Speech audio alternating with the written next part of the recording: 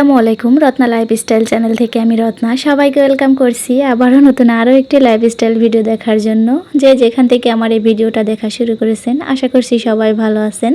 আলহামদুলিল্লাহ আমি আমার পরিবার নিয়ে খুবই ভালো আছি। অফ ক্যামেরায় তোমার ভাইয়া আমার মেয়ে সবাই নাস্তা করে নিয়েছি। নাস্তা করা শেষে সংসারে টুকটাক যত কাজ ছিল ওগুলা কিন্তু গুছিয়ে নিয়েছি অফ ক্যামেরায়, ওটাও আর দেখানো হয় নাই। আসলে এই সব কিছু যদি ভিডিও করতে চাই ভিডিও কিন্তু অনেক বড় হয়ে যায়, ভিডিও অনেকে দেখতে চায় না। তোমাদের কথা চিন্তা করে ভিডিওটা ছোট রাখার চেষ্টা করি। আর যেহেতু নতুন ইউটিউবে অনেকে দেখবে না, ভিডিও তেমন ভালো লাগবে না, ভিডিওর কোয়ালিটি আসলে অতটা ভালো করতে পারতেছি না, কি যে করব বুঝতেছি না একদমই। যাই হোক, মেয়ের পরীক্ষা আছে আর বেশি দিন নাই, এই টেনশনও আর একটা, যে ভাবতেছি আবার ভিডিও দেওয়া বন্ধ করে দেব নাকি, আবার ভাবতেছি যে না তাহলে আমাকে আর কেউ ভালোবাসবে না, নানা টেনশন করতেছি ইদানিং। আর মেয়েকে পড়তে বসিয়ে দিয়েছি, তোমরা দেখতে পারতেছো বসতে চাইছিল না, তারপরেও একটু বলতেছিল আম্মু আমি পড়ালেখা করতে পারি তাহলে আমাকে একটু চিপস কিনে দিবে। যাই হোক বললাম যে আচ্ছা ঠিক আছে কিনে দিব, তুমি পড়তে বসো। আর তোমার ভাইয়া এই যে লাউ কিনে দিয়ে গেছে আর লাল শাক, ওগুলাই আজকে রান্না করব। আসলে লাউ জিনিসটা না ইদানিং বেশি খাওয়া হয়, এত মজা লাগে যে কি বলবো, মনে হয় প্রতিদিনই খাই। গতকাল আমি যে ভিডিওটা দিয়েছিলাম আমি তো বিশ্বাসই করতে পারি নাই যে আমার আপুরা ভিডিওটা দেখবে। আসলে অনেক দিন ভিডিও দেওয়া হচ্ছিল না, তো তারপরেও কিন্তু অনেক আপুরা ভিডিও দেখছে, কমেন্ট করছে, অনেক আপুরা তো লিখেছে আপু তুমি এতদিন ভিডিও দাও নাই কেন, তোমাকে অনেক মিস করছি। সত্যি এই কমেন্টগুলো পড়ে যে আমি এত খুশি হয়েছি যে কি বলবো, যে আমাকেও হয়তো কেউ মিস করে। আসলে আপুদের আমি কখনো দেখি নাই, আবার আপুরাও কিন্তু আমাকে তেমন কাছ থেকে দেখে নাই, তারপরে কত ভালোবাসা দেখো, না দেখাতেই সবার প্রতি সবার ভালোবাসা। এর কারণেই কিন্তু আমি আবার ভিডিও দিচ্ছি যে তোমাদের অনেক মিস করতেছিলাম। আগে কত সুন্দর একটা নিয়ম অনুযায়ী সবার ভিডিও দেখতাম, ইনশাল্লাহ আবারও সেরকম হবে।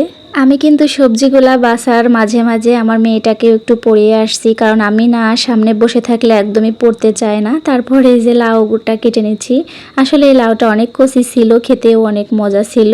অল্প একটু রান্না করতেছি, বেশি অর্ধেকটা রেখে দিচ্ছি, এত রান্না করলে আবার খাওয়া হয় না।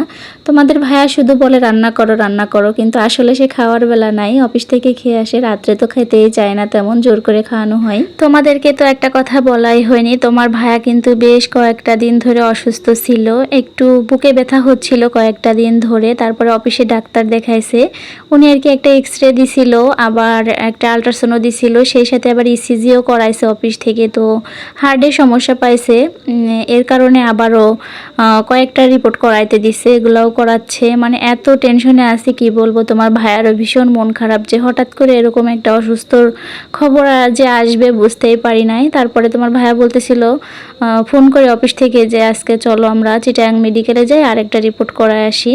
এর কারণে আরও তাড়াহুড়া করে রান্না করতেছিলাম।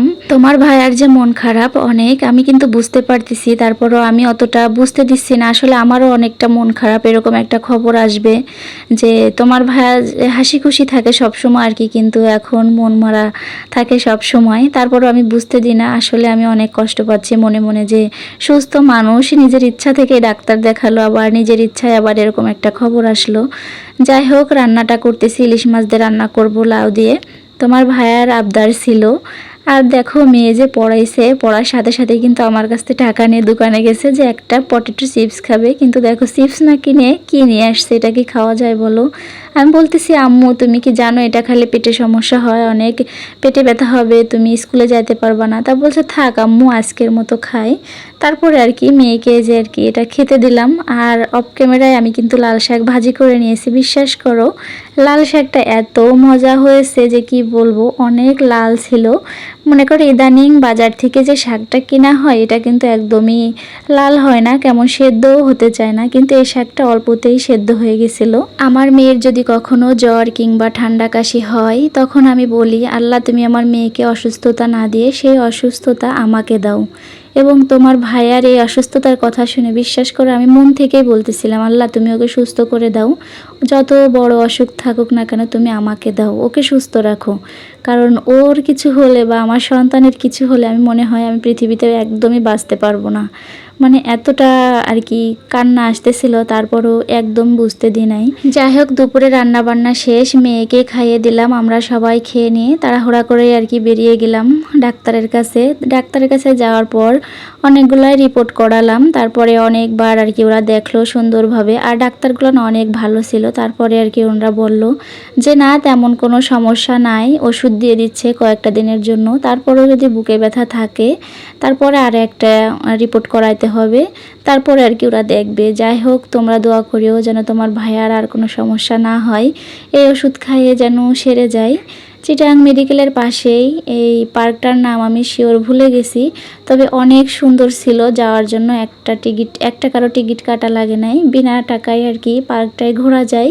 অনেকেই আছে না সকালে মর্নিং ওয়াক করতে আসে, এই পার্কটা তাদের জন্য সেরা ছিল। আর বাচ্চা কাচ্চার জন্য অনেক সুন্দর ছিল জায়গাটা, অনেক বড় ছিল আরও, মানে কোনো মানে ধুলাবালি কোনো কিচ্ছুই ছিল না এখানে।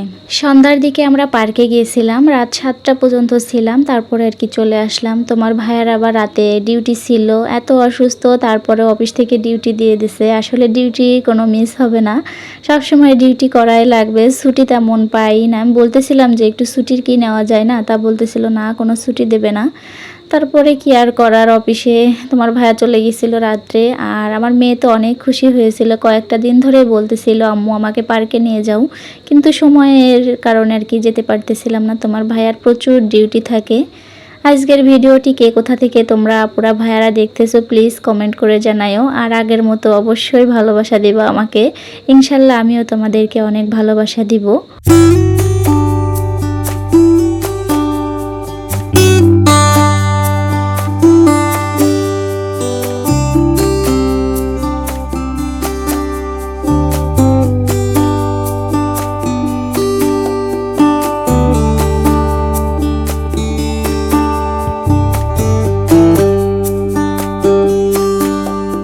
অনেক অনেক আপু এবং ভাইয়ারা আমার ভিডিও দেখে প্রতিদিন, তো আপুদেরকে একটা কথা বলতে চাই, এই কারণে যে আপুরা কিন্তু আমার থেকে অনেক বেশি বোঝে ইউটিউব সম্পর্কে। যে আপুরা আমার এই মোবাইলে জিমেইল আইডি খোলা, এবং এই মোবাইল দিয়েই কিন্তু এতদিন আমি ভিডিও আপলোড দিচ্ছিলাম, কিন্তু আমি চাচ্ছি যে এই মোবাইলে ক্যামেরাটার সমস্যার কারণে অতটা ক্লিয়ার ভিডিও আসে না, এর কারণে নতুন আরেকটা মোবাইল আমি কিনবো। আর ওই মোবাইলে আমি এই সেম জিমেইল আইডিটা লগ ইন করে ওই মোবাইলে ভিডিও আপলোড দিব এবং মাঝে মাঝে দেখব, তা কোনো সমস্যা হবে কি না আপুরা তোমরা একটু জানাইও তো। এক কথায় একটা জিমেইল আইডি দুইটা মোবাইলে লগ ইন করলে কোনো সমস্যা হবে কি না আপুরা প্লিজ একটু জানাইও আমাকে। আসলে আমি বুঝতেছি না কি করব, যদি কোনো সমস্যা হয় আমার এই ইউটিউব চ্যানেলটাই, আসলে অনেক কষ্ট করে আর কি চ্যানেলটা বড় করতেছি, তো তোমরা তো বুঝতেই পারতেছো।